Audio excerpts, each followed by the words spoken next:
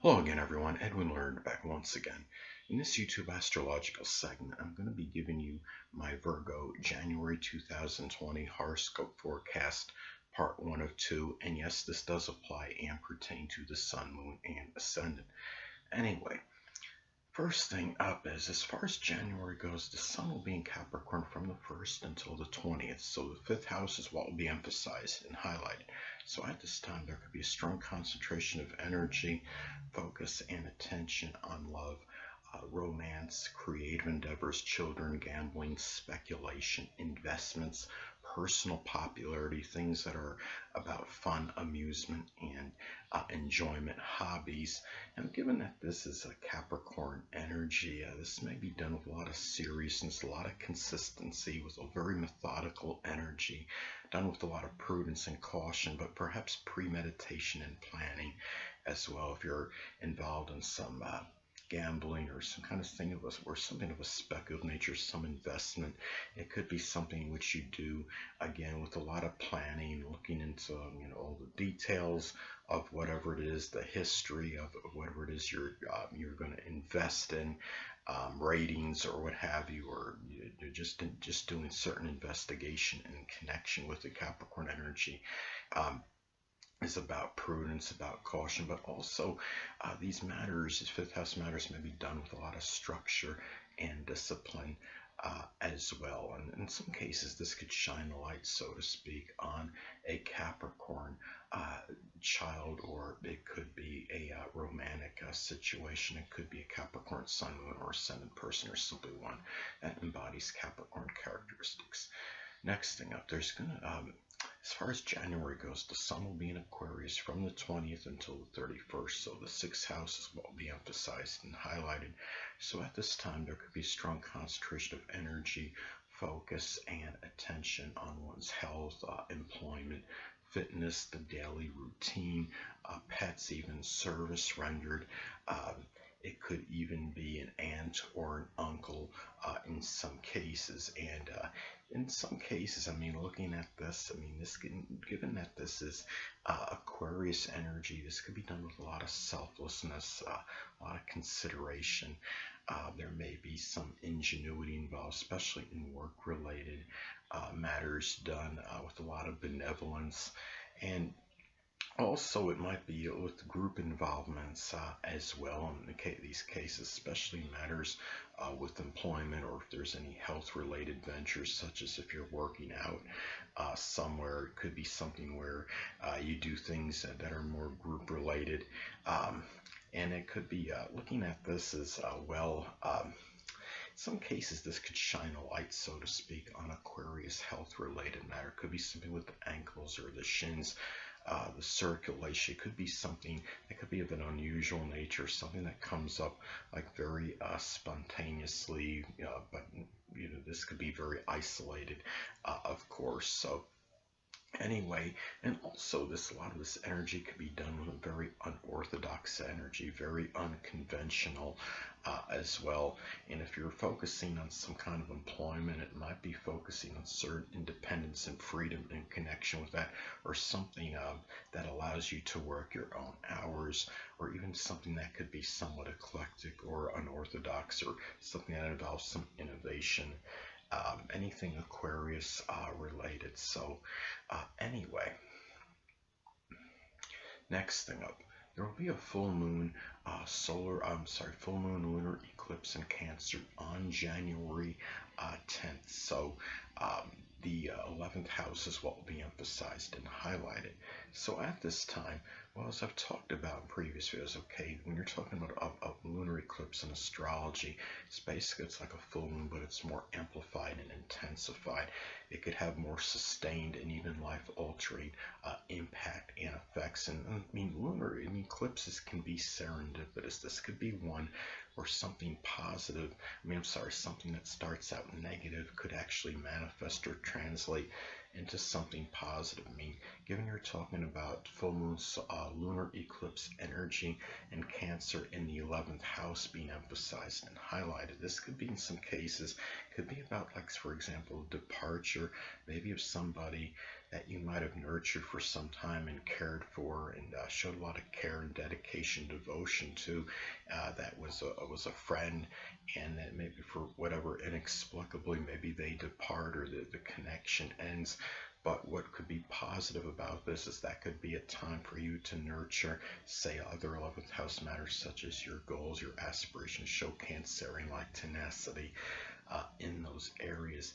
And also, too, this could be about, this could be about we're talking about this kind of energy, Cancerian energy, lunar eclipse in the emphasizing and highlighting the 11th house. It could be about the ending of some kind of Cancerian type goal or aspiration. It could be something like with cooking or doing work as a caregiver, or maybe you've completed that goal, what you've aspired to be. It could be something, again, something Cancerian related. It could be some home remodeling, renovation, roofing, siding, doing some real estate. It could be where this goal to actually become something, as far as doing something Cancerian related, has come to an end, and maybe you know what you've aspired to do has been completed at this time. It could also be something where at this time as well, you're talking about, again, it could be the departure of a Cancerian friend. It could be a Cancerian sun, moon, or ascendant person, or one that embodies Cancerian traits. This could also be a time where it could be very strong, powerful, emotional blow up at a friend or an acquaintance, perhaps being very sensitive to some criticism and ridicule. And again, given that you're talking about lunar eclipse energy, it could be something that could have lifelong implications. It could be with somebody that you might have known for a certain period of time.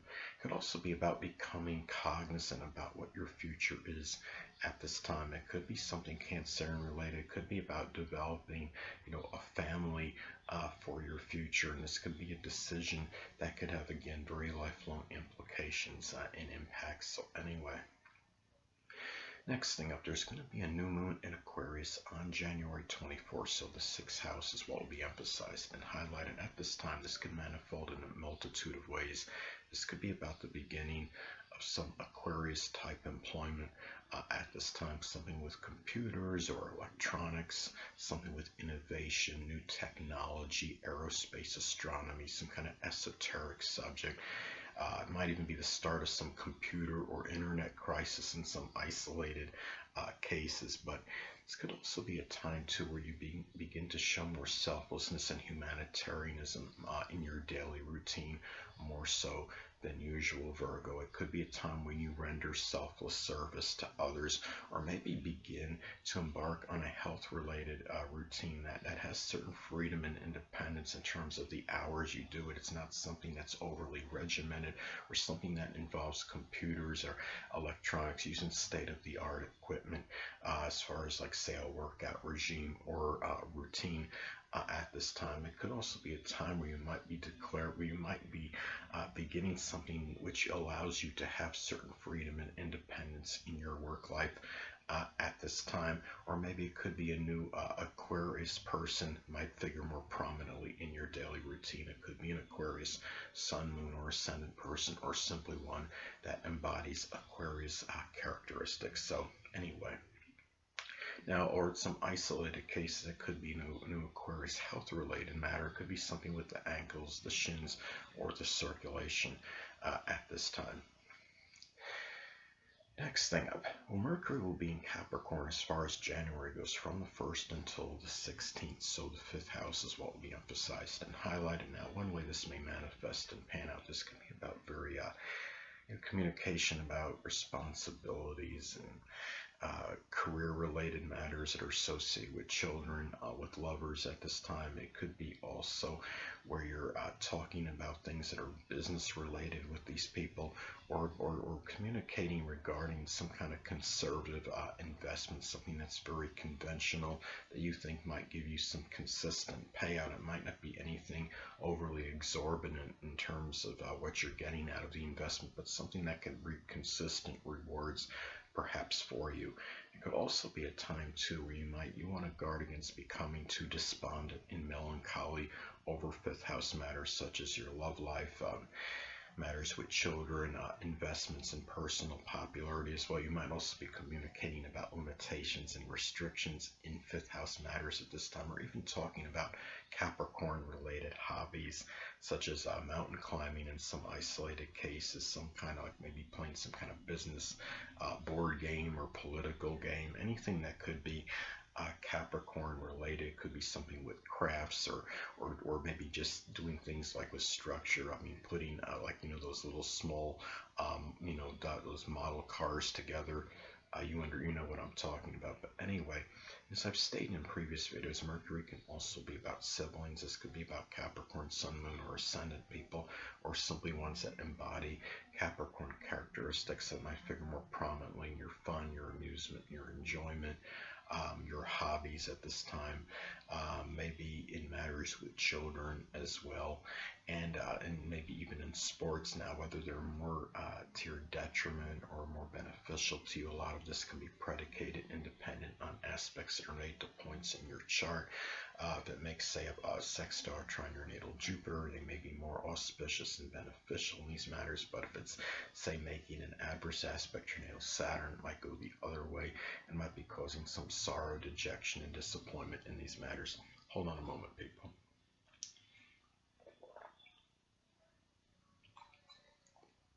Sorry about that, I'm back. Anyway. Well, next thing up, Mercury will be in Aquarius as far as January goes, from the 16th until the 31st. So the sixth house as well will be emphasized and highlighted. So at this time, Virgo, you might find yourself talking, communicating about wanting perhaps more freedom and independence in your daily routine, or about some Aquarius work-related interests or matters, such as something with innovation or computers, aerospace, astronomy, astrology, something esoteric, something that's unconventional. You might be desiring to have more of the unusual and unorthodox in your daily routine, and even at this time as well, this could be about communication regarding really new ideas, new concepts, things that are innovative, things that are astrological, perhaps with an aunt, with an uncle at this time, people prominent in one's daily routine, in your health life. And anyway, and as I've stated before, Mercury can also be about siblings. This could be about Aquarius, Sun, Moon, or Ascendant people, or simply ones that embody Aquarius characteristics that might figure more prominently in your health life, your daily routine, matters with an aunt or an uncle, your health and fitness, and even matters connected with service as well at this time. Anyway. Well, next thing up is Venus will be in Aquarius as far as January goes, from the 1st until the 13th. So the sixth house as well will be emphasized and highlighted. Now, if you're unattached at this time, Virgo, you may connect with an Aquarius, Sun, Moon, or Ascendant person, or simply one that embodies Aquarius characteristics. It could be somebody that might figure strongly in your daily routine. You might have meet at your place of employment, maybe at a health and fitness venue, or somebody you provided some kind of service to as well. This is also something to looking at this.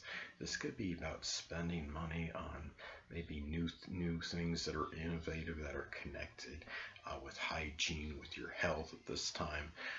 It could also be at this time where you might find yourself valuing more freedom and independence in your work life, in your health life at this time.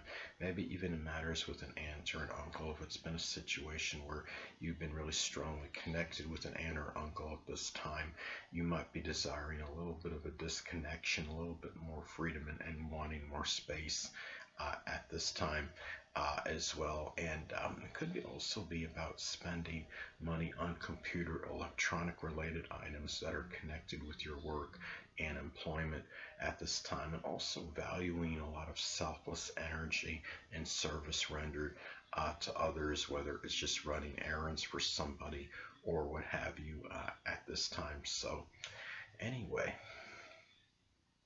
well, last but not least, Venus will be in Pisces as far as January goes, from the 13th until the 31st. So the 7th house is what will be emphasized and highlighted.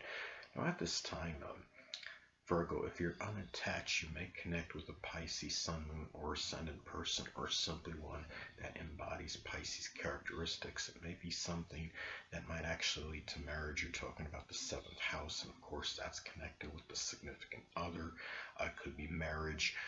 This could be something too at this time for you, Virgo, where you might be valuing a lot of idealism, compassion, imagination, altruism in your relationships in general, with others in general, significant other, and maybe even valuing forgiveness in matters with open adversaries at this time. But guard against unrealistic spending on legalities and legal matters at this time.